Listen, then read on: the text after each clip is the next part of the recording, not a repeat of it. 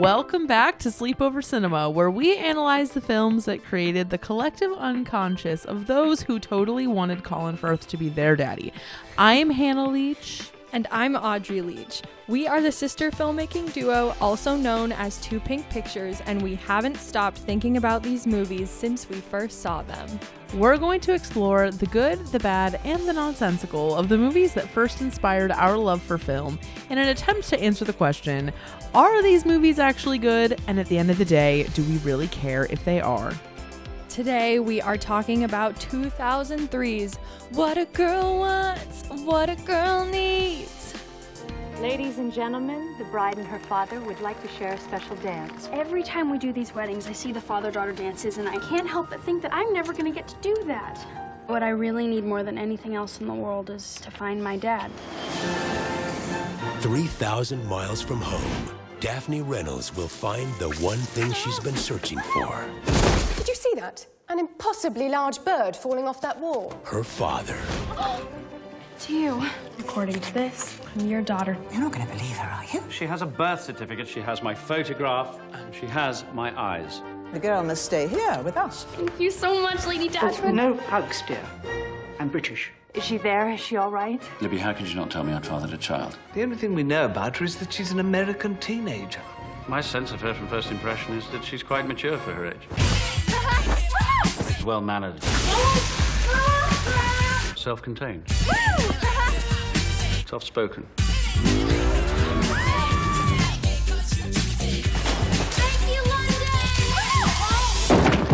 Part of the burden of being a member of this family is that there are certain codes of behavior that one is expected to observe. Warner Brothers Pictures presents There'll be plenty of people rooting for you to fail. Point number one, go home. Get over yourself because I'm not going anywhere.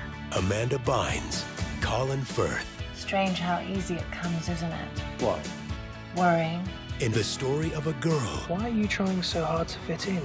You're born to stand out. who went looking for her dad When I was little, every birthday, I'd wish that if I was good enough, that you'd come and find me. and found herself.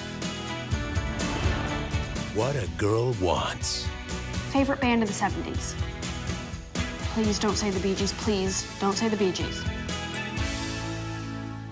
Is that song even a part of it? I don't think it is, It's but not. it's definitely like capitalizing on the song. Yeah, because I just realized that I watched the movie today, and Yeah, it's I not did in not there. hear that song. No. But everybody associates it Well, with that song. there is a audience review involving that fact that we will get to later. But before we get into the facts, Audrey, we're back.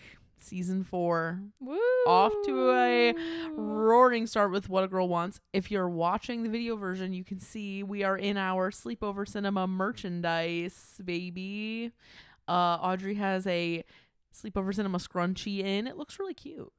Thanks. And some of our crustacean earrings and the crew neck, crew neck. which we've both cropped. Yes, we're both in the crew neck, and I'm wearing the Sleepover Cinema earrings currently. The ones that look like snacks. They're really cute. It's good because you can wear all the merch at once. That is true. You could wear the t-shirt with the sweatshirt over it while writing with the pen, while Hat, wearing the earrings. Scrunchie, You really earrings. could. You actually could wear it all at once. You just You have to put stickers all over your body. Yeah. That's the assignment. But if you're intrigued, we're just gonna keep plugging it. You know. We are going to So keep sorry, plugging it. but we're gonna keep plugging It's it. cute merch. You can find it at www.toopinkpictures.com/shop. You cannot forget to add the www dot Yeah. for the people. Yes, that is where you can find it.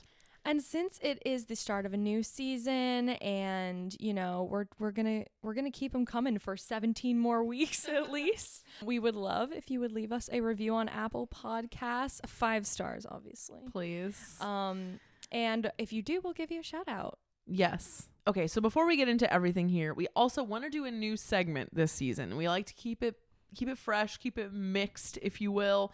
And we thought it would be fun if at the beginning of every episode, Audrey and I each are given 30 seconds to state a intense opinion and then explain it. So it's like a hot take. It's like we want to give like a hot take and then have to explain ourselves. Right, So right. we are going to turn to you on our Instagram poll or on our Instagram story to give us a question for us to give a controversial answer to, perhaps. So, for example, Lindsay Lohan or Hilary Duff, and why? Or JoJo or Keke Palmer's first albums, and why? Yeah. Something like that. It doesn't have to be connected to our no content or like to movies or whatever. No. But it could be. It could also be timely, if you want it to be timely to our times, as timely things are. So look out for that. Just indulge us in this little game. And if you don't, we'll make up really dumb ones probably. We will. So please. So do us all a favor and please help us out. Okay, are you ready to get into the facts, Audrey? Yes. So, What a Girl Wants was released on April 4th, 2003 in theaters and was directed by Denny Gordon, a woman, best known for directing Tom Clancy's Jack Ryan, Legion, some episodes of Goliath and Bloodline, ... She's directed a lot of TV, kind of all over the place, but she directed New York Minute, starring Mary-Kate and Ashley Olsen, and not to give anything away, but I would say that it shows. Never a good sign. That she directed that movie. So good old Denny is on the slate here. This movie was produced by a bunch of people, but primarily Denise Denovi, who we've talked about before. She is one of the staples of the movies that we cover, but just a few of the movies she's worked on. Just to name the ones that I thought were most relevant to us. Heather's Little Women, the 2019 one and the 90s one. James and the Giant Peach, The Lucky One, Monte Carlo, Crazy Stupid Love, Ramona and Beezus, both Sisterhoods of the Traveling Pants, New York Minute, connection again, A Walk to Remember, Practical Magic, and many, many more. Then we have Bill Gerber, who, did you know he was the Gerber baby? Are you serious? No. Okay, I didn't think so. And he produced the 2018 A Star Is Born, Get Carter, A Very Long Engagement, and Gran Torino. And then last but not least, we have Hunt Lowry, who produced Donnie Darko, Last of the Mohicans, First Night, and Cypher. So the movie was written by this list of people. There's a lot of writers involved, or a lot of IP involved, which I think may explain why this movie is the way that it is. It was written originally by William Douglas Home, who wrote the play that this original movie was based off of. So it was originally this movie called The Reluctant Debutante from 1958. So this is like the source text. And the synopsis of The Reluctant Debutante is: a teenage American girl, while visiting her father, is thrown into London society during the debutante season. So for some reason, they thought that would be good source material. And then flash forward to 2003, William Douglas Home is dead at this point. But Jenny Bix and Elizabeth Chandler wrote the screenplay. Jenny Bix is the writer of The Greatest Showman, also wrote on Rio 2, and was the executive producer of, or one of the executive producers of, Sex and the City and Divorce. And she also was the executive producer of the show Men in Trees, which I don't know what that is, but there was a lot of it. And then Elizabeth Chandler wrote the screenplay for the 1995 Little Princess adaptation, Someone Like You, Eloise at Christmas Time, which is some foreshadowing, obviously What a Girl Wants, and both Sisterhoods of the Traveling Pants. So some big both contributions. Denise and Elizabeth are involved with Eloise at Christmas Time. Well, yeah, they know how to do well. Okay, I remember Eloise at Christmas Time very fondly. I don't know whether it's good or not, but in my mind, it's positive contribution. So here's the IMDb plot synopsis. An American teenager learns that her father is a wealthy British politician running for office. Although she is eager to find him, she realizes it could cause a scandal and cost him the election. Doesn't that seem kind of inaccurate to you? Yeah, because truly the movie doesn't care about his politics that much. No. Like it's important in the beginning and then not. Yes, I totally agree. And also, like, that's not actually the order in which things happen. No. But there is a better one from Rotten Tomatoes. So if you want to read that one, here it is. You'll see. On a whim, American teenager Daphne boards a plane to England to find the father she never met. Upon arriving there, she makes a startling discovery. The man she's looking for is Lord Henry Dashwood, a member of the British upper class who is running for political office. Lord Henry didn't know Daphne existed, but he welcomes her into his life. However, she isn't so sure, and his family and his current betrothed look on her disapprovingly. Current betrothed. So that one's kind of better. Sort of, yeah. Sort of. There's one tagline. Trying to fit in, born to stand out. My eyes are rolling back into my head for those who cannot see me. But at least it has dialogue relevance. Yes, that is true. I'll give it that.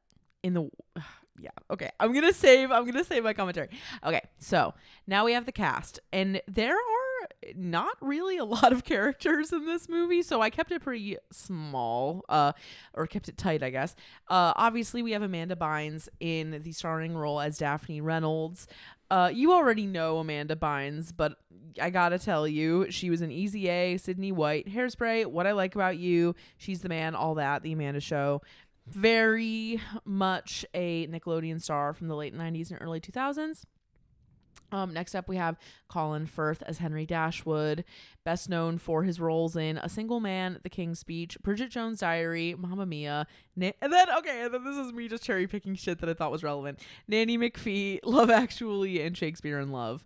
I'm pretty sure my first exposure to him was in Nanny McPhee. Mm-hmm. Which yeah, we probably should also add to the list because I'm sure that movie is extremely weird.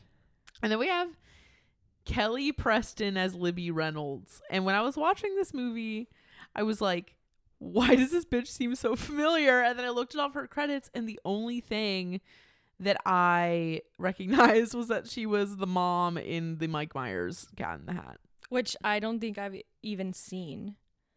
We should probably cover it. I don't want to watch that. It's too scary looking. It's definitely creepy as fuck. But still. Yeah, no, it's not happening. Okay. Not for me. Okay, that's respectable. And then last but not least, okay, for some reason he wasn't actually listed on the page for this movie, so I had to like hunt this shit down. But Oliver James stars as Ian Wallace, who is the love interest of Amanda Bynes. I'm pretty sure is also the love interest of Hilary Duff in Raise Your Voice, and those are the only movies he's ever been in. So I don't know what hookup I'm he sure had. it's related. It's got to be related. But yeah, this was his on-screen debut. And that's it. So, budget $25 million. Solid. Box office opening weekend 11,434,964. That's not great, but it's all right. Less than half, though. Yeah. Overall worldwide gross 50,732,139. For an overall worldwide gross, that's not great either. To be honest. So? No, like for what they should have made and what they could have made, this could have been like an 150 million, you know? So? Well, it's not that I think it should have been, it's that it could have been had they made a good movie. yeah, true. Like, you know, like we've seen movies where the budget's like 15 million and they end up making 150 million. Like Napoleon Dynamite or something. Yeah, and it's because it's like such great word of mouth. The critic score is 36%. That is honestly maybe a little generous. I know, I was kind of surprised. The critic consensus is little girls will definitely enjoy it, but it's too syrupy and predictable for adults. Yeah. Yes. It's extremely predictable. Yeah. I knew what was going to happen in the end very early on. Mm-hmm. And then there's some critical takes if you would like to indulge us. Yeah. So somebody says, What a Girl Wants plays like a TV cartoon, not even a sitcom, and makes little sense on its own terms. Somebody else says, another piece of teen girl wish fulfillment fluff of the most forgettable sort. Hateful. And the third is, Denny Gordon does an admirable job of directing this little romp across the pond, keeping things light and even-tempered. Predictable, yes. Sentimental, yes. Charming, yes. Enjoyable, without a doubt. That person was really into it. But I agree with the first two reviewers personally. Yeah. And then we can hold both truths. We can hold both truths. It's true. And then for the audience reviews, can I read these? Okay. So the audience score, we're kind of mixing up the format today, whether I didn't do that on purpose, but that's just how it's happening. 62% audience score, which I thought was weirdly high. And these were our 3 reviews. The fact that the writers thought a teenage girl would hate and reject wearing fancy dresses and being a debutante is ludicrous. It's one of the many things they did wrong, but probably the one that irked me the most. This movie stinks. Wait, but that's not even... She never said she wouldn't like it. No, but in the end, she's clearly unhappy with her life of being a debutante. In the montage of her losing her shine. Yeah. I don't know. We can talk about that in the second half. Second review is a bit cheesy, but it's Amanda. So that's it. And then last but not least, a movie named after a Christina Aguilera song, but clearly made for Avril Lavigne fans. Is that a dig? I don't know. Starring a checked out Amanda Bynes, who is basically a charmless Lindsay Lohan knockoff. The days when a movie like this wasn't just immediately put straight on DVD or video on demand. Literally, I hate to say check. Hate to say it. Okay, I feel like the fact that we're shitting on this movie so openly is gonna rattle some people. Because I think that people like recall this movie as like a really like fun and cute and pleasant one. Like, I really should just save this till later, what I was gonna say. Okay. But, you know, just in general, had I seen it earlier or before some other key movies, I think I would have liked it more and I would care about it more. Yes. But this was like 5th tier of this kind of movie. 5th tier? Yeah. For me. Yeah. I agree. So that's why I'm able to just openly say it's not good. Yes. This movie came out right before the summer of 2003. And as we know, summer of 2003 was the summer for Sleepover Cinema. You know, Cheetah Girls, Hilary Duff, lots of relevant things happened. There's this one article, if you Google summer 2003 pop culture, you will get immediately. But I thought it might be sort of interesting to talk a little bit more about Amanda Bynes as a person, because we've done some movies with her before, but we've never really talked about her timeline as like a kid and a starlet and then like a public menace and now who she is. So I did some research both from Wikipedia and from Mila Tequila's 2-part video on Amanda Bynes. And so I just kind of wanted to run some things down just for some context. So this movie came out in 2003, but Amanda was born in 86. She was like a showbiz kid, basically got casted on All That from doing a comedy camp in LA when she was a kid. She was in All That, and then she was in Figure It Out, and then was given her own spinoff technically of All That, which was The Amanda Show, and that ran from 1999 to 2002. And at the time she was very ensnared in the Dan Schneider machine. Who knows what befell her in that era. But so she was doing the Amanda Show, and then she had her on-screen debut in Big Fat Liar, and then transitioned in the TV show What I Like About You. And around this time is when she first started to, well, she was probably on Adderall for like a long time, but it started to become more of like a substance that she was abusing. And then she was trying to pull off her transition from like kid star into like teenager, young adult star, and was in She's the Man, What a Girl Wants, and Hairspray, but was finding herself getting really frustrated with being typecast.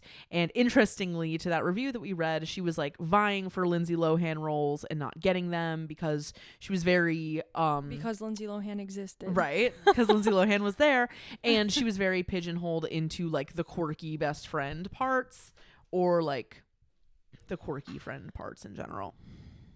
Which, like, okay, sometimes typecasts are just correct. Yes. Do I think she is leading material comedically? Yeah. But she didn't necessarily cross over that well. Yeah. Like I don't know. Well, so no. Yeah. So basically, like, you're right. And around this time, like the Hairspray era, which by the way, she apparently loved being in Hairspray. It was like her favorite movie that she was ever in. And so this was around 2007, obviously. So 2007 was a big year for public meltdowns. It was the Britney meltdown, Lindsay meltdown, Paris Hilton. Like, everyone was kind of hitting a rough patch. But meanwhile, Amanda was still like chilling, being like publicly acceptable. And she also was way more passionate about starting this fashion line than about acting. So she tries to launch this fashion line, and it flops really violently because the store that she was partnering with closed down. So she decides to evolve her image by going clubbing, being more like performative with her social life.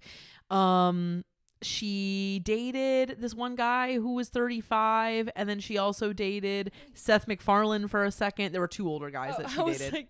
Like, for a second, I thought she referred to Seth MacFarlane as some guy. No.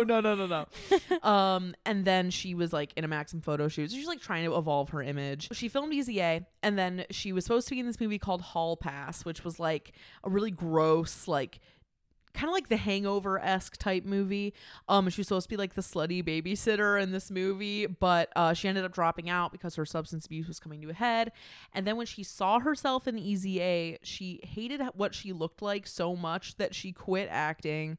And then basically everything fully fell apart after that. You know, the iconic but really sad tweets that she would do, just like fully unhinged, out of rehab, in rehab, attacking paparazzi, or being framed as having attacked paparazzi.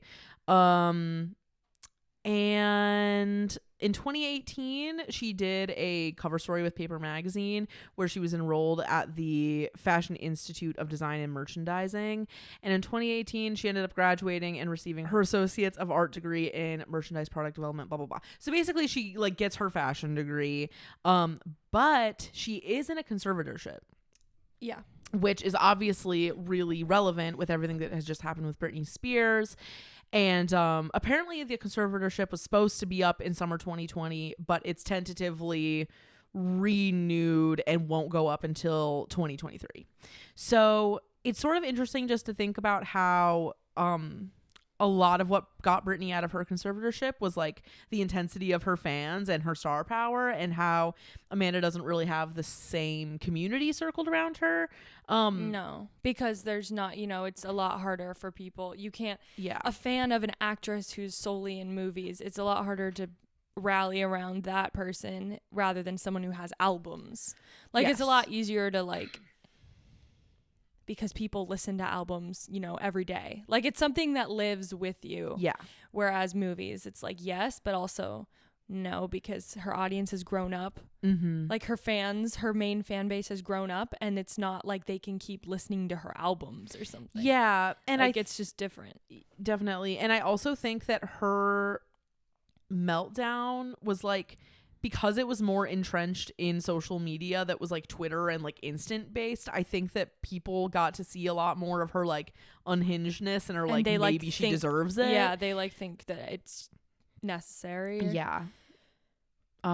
Which she did. So the only real like outcry that she's made to want to get out of it was she posted a video like a couple years ago saying that she's being sent to this facility every week or like every month that costs like $5,500, and she was saying that like if it was on her insurance it would cost $200, but instead it's this really high number.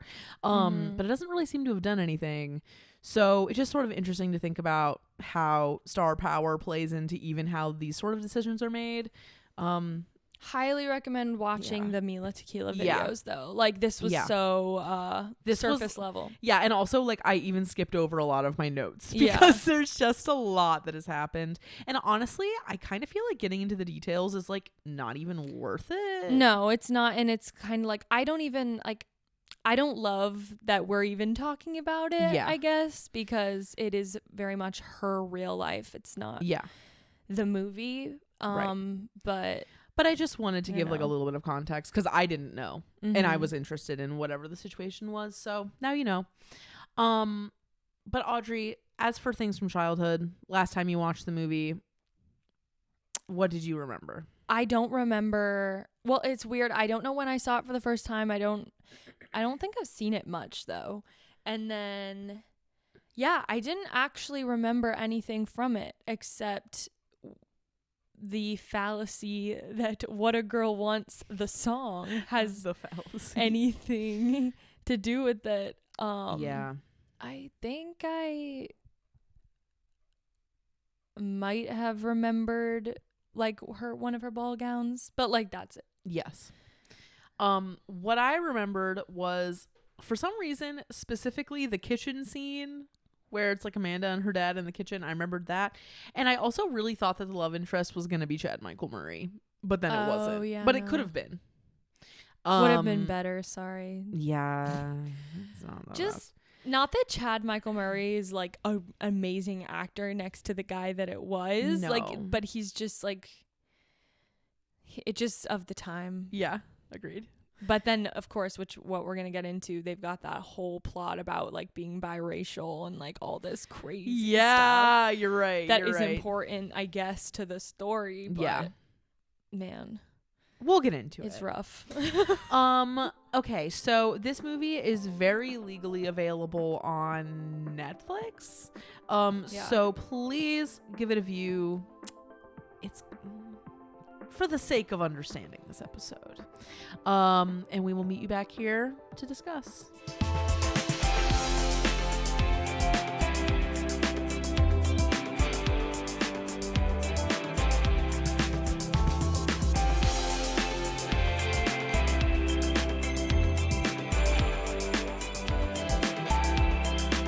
Okay, we are back for the second half of our season 4 premiere on What a Girl Wants. And Audrey, I have a feeling I know how this is gonna go in terms of where the meat of our notes are going to lie. So should we just get the good stuff out of the way? Yeah, which we always do. Yes. I can't even believe how little positive things I have to say. Yeah. Which is sad. Like, I don't want to be this way. I don't want to do this to Amanda. I don't. It is sad, but yes. I have notable things as well. Me too. But as far as I appreciate that Gaylord Films. I wrote that down too. I wrote Gaylord Films, LOL. Me too. Look. Oh my God, we literally wrote the exact same thing. Look.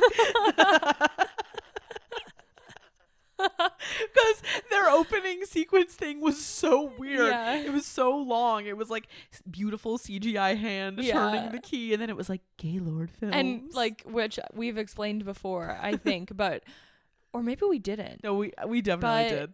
Us and our cousins used to make videos, like little dramas with Bratz dolls, and we named the boy Bratz doll Gaylord. Yeah. Which is like a loose reference to the Sound of Music. Very loose. Oh, really loose. Because Captain Von Trapp's name is Georg. Yeah. And we were like, does what? that mean his name is Gaylord? Like, we didn't understand. And then, yeah. You know, it's just bad. And he was gay. He was gay. So we named him Gaylord. That's it. He's our most loved character. He really is our most loved OP, if you will. Yeah. Or OC, not OP. What's OP? I don't know what OP is. I was gonna say OC is original character, though. Other than that, which is literally not about the movie at all. But I'm really happy that we both wrote that down. Is that they say undecided Ohio. I wrote that down too. I thought that was under funny. good though. Yeah, appreciate. Oh yeah. And then I appreciated that they use the song What's Your Flavor? Yeah, I wrote that too. I was like, is this a real song? Because I thought it had to do with Bratz dolls. No, there were dolls called What's Your Flavor dolls. And then they used this song. The question is it's a chicken or the egg situation. I don't know. Was the song a thing before the dolls? This is a job for Joey. I'm guessing the song was a thing. And then because why would she be listening to that the if it was theme song? only a doll song? Yeah. If you remember What's Your Flavor dolls, you qualify for the veterans discount. And then the last thing for appreciate was just some of Amanda's wardrobe I thought was good. Yeah, some of it was good. Notable though, why is Colin Firth always in dad romanticization movies? I also wrote down, why do they want us to think that dad is hot? Yeah, like it's weird. I don't know. But like Mamma Mia, Yeah, like it's all this like deadbeat, like lost connection with dad, like, but he's like there's weirdly just slow dancing weird with my dad. things going on. Yeah, totally agree. And then I wrote, I just never really thought about this. The title, What a Girl Wants, her dad. That's the answer. Like what? That is what we're talking about. Yes, there is like a lot of really confusing chemistry in this movie too, which we'll get What a to. Girl Wants, her father. It's very Lana. Yeah. Oh my god. Okay. Do you have more notable? Okay. No. So my good things or appreciate things. I said I meant to say I wrote Dennis Quaid only. I mean Colin Firth. If you know, you know. So basically in my mind, when I wrote down Dennis Quaid, I fully thought I was writing down Colin Firth. Like I got them confused because he gives me slight Parent Trap vibes, and that just happened in my mind. I thought that when Amanda is in the boat with her love interest and they're laying there right before he says that she's born to stand out, she looks like gorgeous. Like her makeup looks perfect, but like in a very like dewy way, and I was like, damn, what a beautiful moment. And I did think that Amanda was really doing the most acting wise near the end. Like her acting got pretty good at the end, and I was like, mostly just the part when like, you know, when she spoilers, but when she like walks back out into the ballroom and sees her dad slow dancing with like her stepsister. At that point I was like, I wasn't even like I was barely conscious. I couldn't yeah take it seriously anymore. No, me neither, but like the words that were written for her were very lackluster, but her performance of them was very convicted, and I was impressed by that. And then notable, really, I just wrote, this movie is Confessions of a Teenage Drama Queen meets The Parent Trap and Princess Diaries. I have a list that's even longer of what great of what it meets. Yeah. Great. Okay. So now into the bad. Man. Let's just go in. All right. So yeah, I mean, why are they treating the father-daughter relationship as though it is a romantic relationship? Like it is the central like it's what she wants. She wants it's to what have the girl wants. a relationship with her father, but it has to be like her mom is like peripherally related to the story, when really mom has to get inserted in when they're supposed to kiss. Yeah, the mom gets inserted exactly in. Because they can't, for obvious reasons, but like it's just bad. I really, something I hate in movies, and especially in movies, I guess it's usually movies like this, when there is a something that is supposed to be physically funny, like, you know, like Ants in the Pants type of vibe. Ants in the Pants, yeah. And then if they're in like a setting that has music, I'm talking about when she starts singing Shout at the wedding, and to like distract from the fact that Amanda like messed up or something. Yeah. I hate that kind of thing. I really, really hate it. Nobody thinks that's funny. Sorry. To me, this is a Princess Diaries, Mamma Mia, Passport to Paris, Parent Trap, Lizzie McGuire movie hybrid. Yes. It's extremely derivative. Yeah. Yeah. Because every scene is derivative of another movie. Yeah. Would you care to spell it out for us? I mean, I can't go through every scene. Well, you could go through. But like, for example, Passport to Paris, when she's on the motorbike with the kid. Ian. Yeah. Princess Diaries, when they're in the kitchen in the basement thing or whatever. It looks Princess like they're Diaries in a basement. Too. Yeah. Or when she jumps on the bed That's Princess Yes. Diaries. Or It's when also she, Passport to Paris. Yeah, or when she comes out into the ballroom in her gown. That's Princess Diaries too.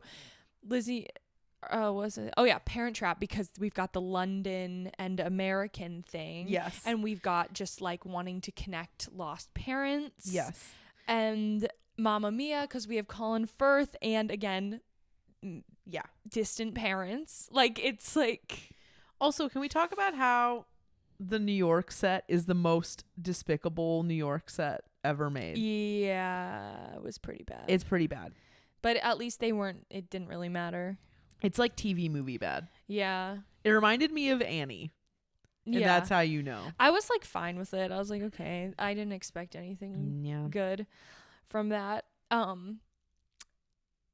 I noticed at approximately 50 minutes in, 50, not 15, the weirdest ADR cut. Like, to Really? me, and I know it's because I'm an editor, so I'll just hear things and see things, but I would assume this would be obvious to anyone.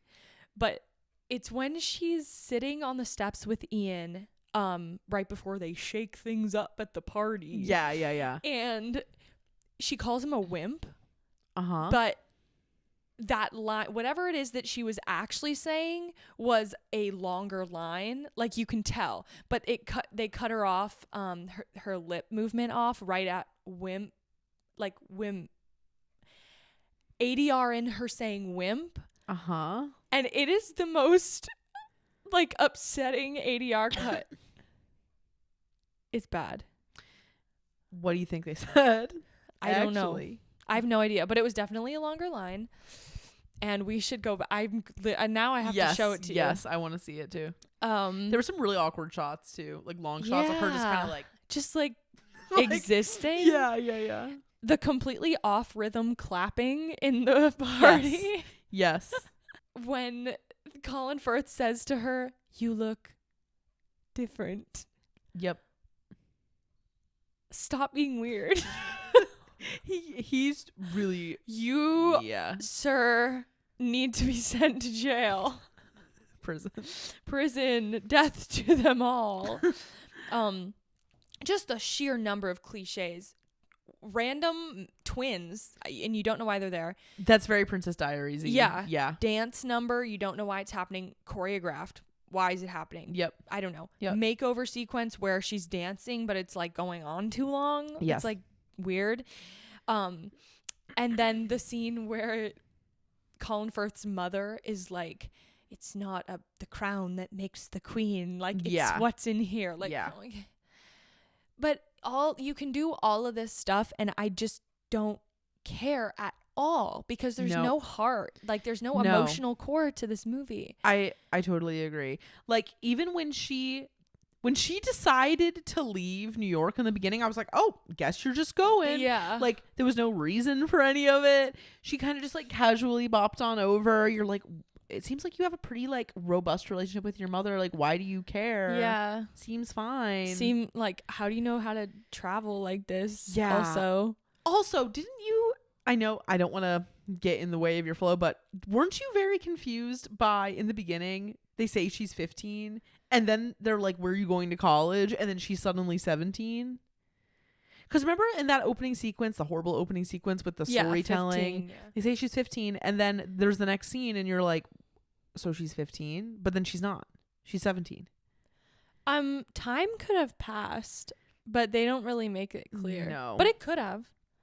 Yeah, but it was very confusing at the beginning. I didn't care enough to notice that one. I noticed that one, yeah. I literally wrote down 15 next to the name of the movie on my notes. When do they say she's 17? They say she's 17. Oh, God. When she, like, does her whole slapstick break into the castle, and then he, like, after the dad is, like, weirdly physical with her, and then he, like, chucks her onto the chair, he's like, my God, you can't be older than 17.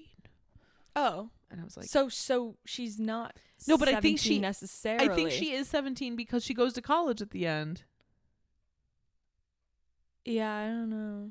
The age thing was confusing. The time passing, and it's all confusing. It was very confusing. Please continue with your notes, though. My only other note is this random boy sucks. The rapey one?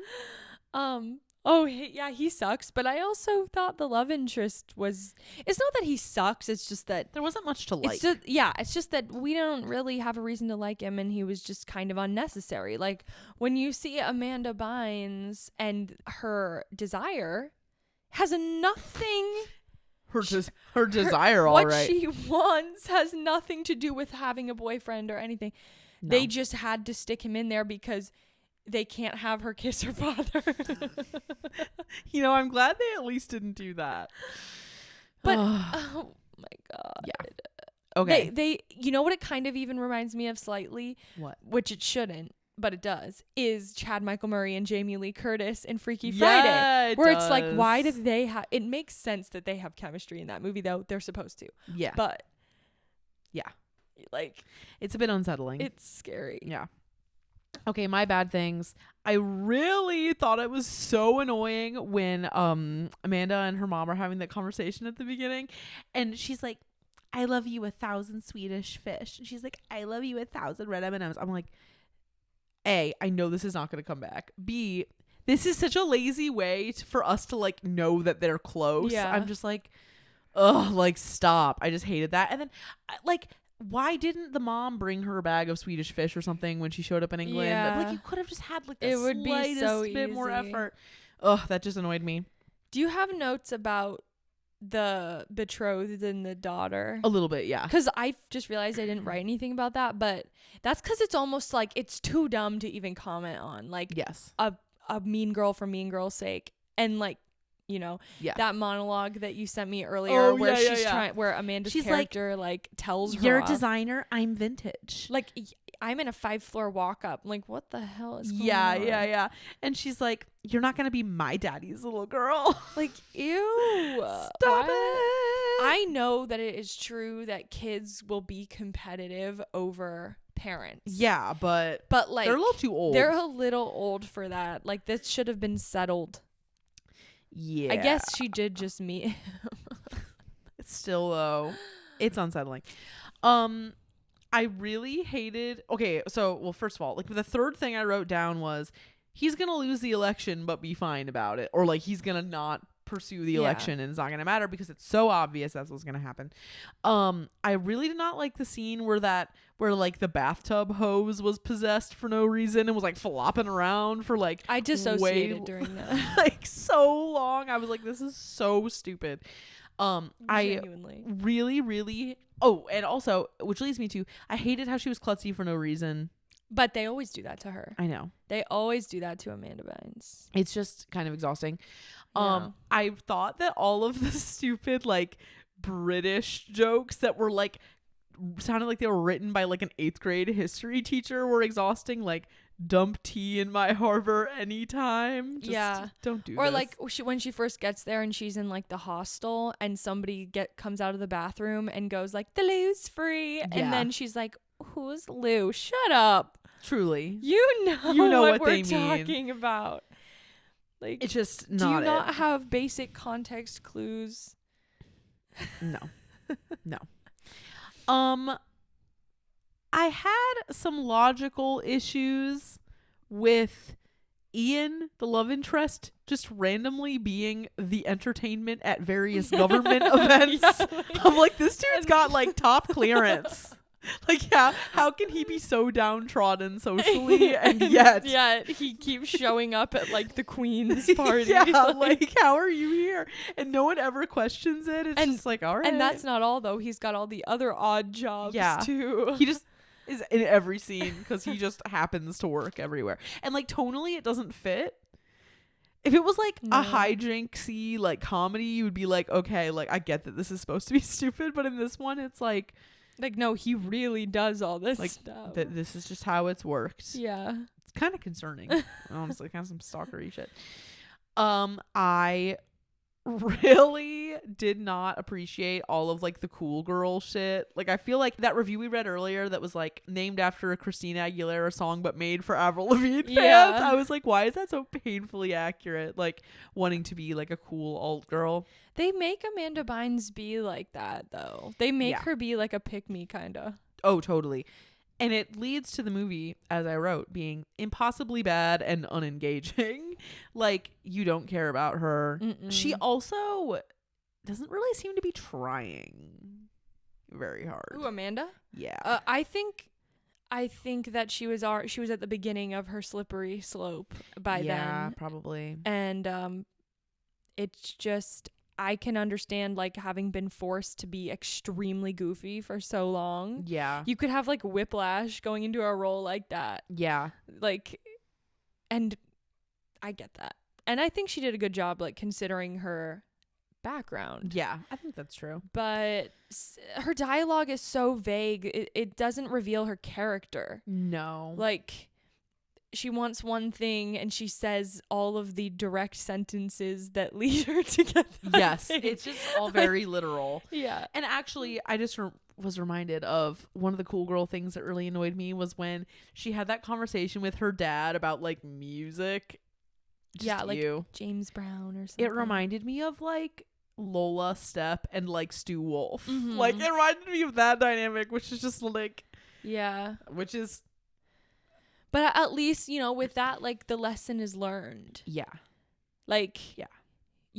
she gets it by the end of it, like, why, like, he's actually just a human and, like, you know, like Yes. the idol worship thing. Yes. When you idol worship your father. Literally SMH. And I just have a couple last things. I really hate it when girlfriends that have basically done nothing wrong get ditched for like the ex-wife or like the old flame, and like the guy doesn't have to like acknowledge that he's fucking her over. Like, No, it's just like, I'm literally walking away. yeah, like I'm ditching your ass. Yeah. No remorse right now. And that's what, you know, the audience wants them to do. Like, it's like the whole Idina Menzel. I was just thinking the same thing. thing. It's like give someone like a snatched brunette stepmom and like it's over. It's over. Like, Like, she's gonna get fuck her. humiliated. She's gonna get humiliated. Yep. And you can they're like the little advisor guy who's the betrothed's father, where he's Yes. like, don't worry, we'll get rid of her, blah Yeah. blah blah. It's like, we didn't even need that character. No. But I guess that explains the whole thing of why they both thought, the old flame and Colin Firth, they both thought that Yeah. they wanted the other one to leave. But it's really Yes. just this random bitch's fault for like planting it in their minds. I'm like, Yeah. did you guys not speak after this? Yeah. Like, it's It like Parent doesn't- Trap 2 in that way, kind of. Right. Yeah. And what I have another thing. I hate when the whole "you've changed" thing is unearned. It's so unearned in this, because if he was really her friend, this is Ian. Yeah. If Ian was really her friend and like trying to get with her, he would know that she was like beaten into submission to like act this way, and would like sympathize her, like, for her, and be like, I still like you. Yeah. Be like, I see you're going through a hard time. Yeah, like, Not just like fuck you. It goes from like everything's cool to you've changed in actually 1 minute. No one's dad would act like that. When like in the end, when he shows up at the whatever like wedding that she's catering or whatever the fuck. Oh yeah. When he's like, I just wanted to say, I just was thinking that blah blah blah, and then it's like, it was just so painful, the whole interaction they had, and then the way that he's like, and now at the time that we should make out, here's your random ass boyfriend I'm dragging in so you can make out with him instead.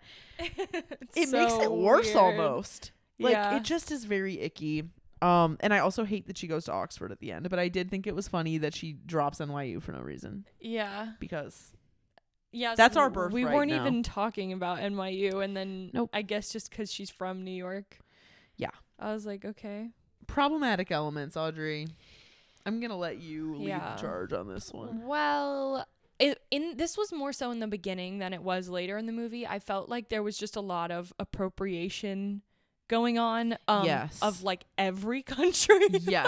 Like, I was like, this is just a lot. Yeah. Because, you know, the Chinatown set was so fake Uh-huh. that, like, I was like scared that was going to get way got worse. scary. Yeah. It definitely got scary. But Yeah. it recovered because it just was focusing on like England after that. I was Right. like, okay, whatever.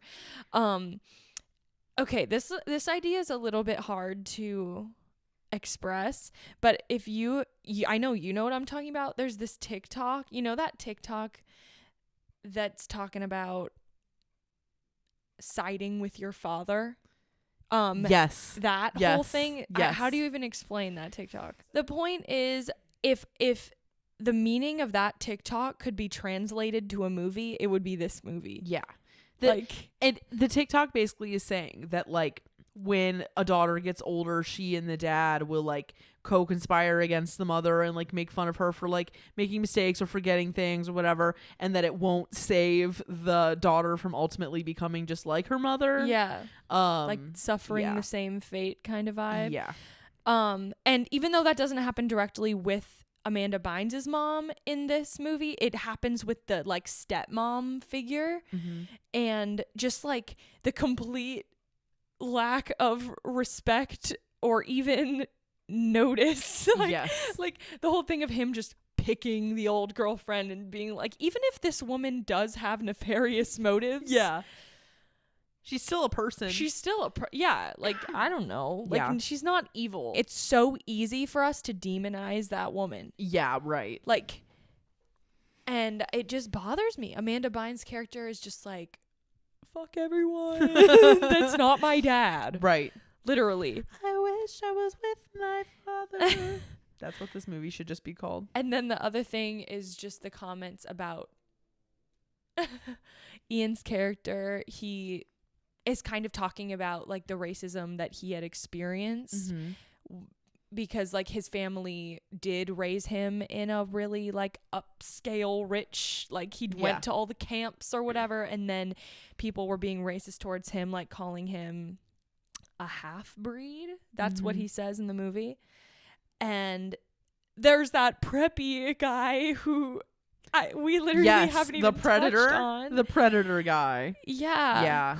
Who ends up with the mean girl. Literally, they're like, have daughter? fun, stepdaughter with the predator. Yeah. I'm that like, whole oh, thing so was your wild. punishment, the punishment for her, the stepdaughter being like mean, is to like live a life with a predator. Like Getting her butt squeezed. I am so confused. It was upsetting. It was upsetting. It's okay. This movie was really bad. Yeah. And it wasn't even fun bad. Like, She's the Man, fun bad. Passport to Paris. Fun bad. Even New York Minute was fun bad. Yeah. This kind was of. I don't know. That's like at least it was outrageous. Yeah. It was like a trash fire, but like entertaining at the very To least. me, the line is like teetering like Material Girls, bad. Yes. New York Minute, fun bad. Yes. But they're very close. They're really, really close. Yeah. This was boring and bad. Yeah. Too long also. Yeah, I get why it didn't pop off like they probably wanted it to. They built the formula and they said, "Oh, this is a surefire, like cannot fail." Yeah. And it didn't technically fail because they knew it couldn't. It's not possible. It was like fail proof. But there's no heart here. No. What did we learn? What did we learn? You can screw everyone over to go have a crush on your dad? Like, literally, I'm confused. This is Having a Crush on Your Dad, the movie. Yeah. So uncomfortable. And no, and it's just not, it's not good for society. Nope. No, it's not good for society. It's not good for little girls. It's not good for children. Like, it's not even good for, let me look at this Amanda Bynes performance. Yeah, and it's not even good for let me roast the shit out of this because it's just bad. It's just a solid Yeah. But I was very surprised. I really thought it was going to be better than it was. I kind of knew. You knew? Yeah, I kind of knew. I also think that this movie really capitalized on the post Princess Diana industrial complex, which rages on. Yes, we're having another to wave this of. day. Yeah. Can we please just let her rest, please? Not when there's money to be made. The whole like musical thing is so crazy. Oh yeah, I forgot about that. It's so tacky. Just the fact that it exists. Yeah, and also like what it is. Like I've seen snippets of it. What is it? I don't really know. I just know it exists. That's basically it. Okay, watch the YouTube video about it on the YouTube channel called Wait in the Wings. Okay. So that they explain it really well. Okay, I'm down. Yeah. Maybe we'll link that or something. I feel like that would be good for everyone to watch. Yeah. Okay, so this movie was not good. Too derivative. Too derivative Of every other movie. Hopefully this didn't hurt you too much, but if you haven't watched it for a while, you should rewatch it because you will be shocked at how bad it is. Even if I had deep-rooted nostalgia for it, I don't think I would say it wouldn't survive this viewing. No. It would get the chop on this viewing. The chop. Get the chop. Yeah, this movie definitely gets the chop. If we had like a Sleepover Cinema bracket, ooh, that would be fun. This one would not make it very far. Yeah. The hard thing with brackets though is like how do you decide what is against what? Like that it's so arbitrary. You know? It would still be kind of fun though. We could just literally make a template and then post a list and then say make your own bracket and then make your own winner. Welcome back to Sleepover Cinema. Thank you guys for joining us this week. Let us know what hot take you want us to give. Maybe we'll come up with a more clever name for the segment. We literally thought of it like 5 seconds before we started. But we just want to give you something new. It could be like verses. It could like or always be verses. One or the other. We'll come up with something. And please send us pictures if you ordered merch. Yes, please. And again, you can get that at our website, toopinkpictures.com/shop. I will ship it from this very room that I am sitting in right now. So, yeah. Thanks for listening. See ya. See ya. You can find more from us at evergreenpodcast.com/sleepover-cinema and keep up with our latest creative projects at toopinkpictures.com. If you want to watch our show as well as listen, we're on YouTube too. Search Sleepover Cinema or go to the linktree in our Instagram bio. We're on Instagram and Twitter at toopinkpictures and would love to hear from you there. We're also on TikTok at Sleepover Cinema, and that's really where the party is at.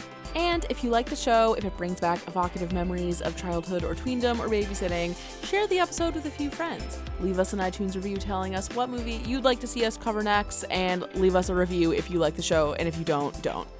Sleepover Cinema is a production of Evergreen Podcasts, produced, edited, and engineered by us, Hannah and Audrey Leach. Sleepover Cinema is mixed by Sean Rule Hoffman with theme music by Josh Perlman Hall. Special thanks to executive producers Michael D'Aloia and David Moss. We'll chat again soon.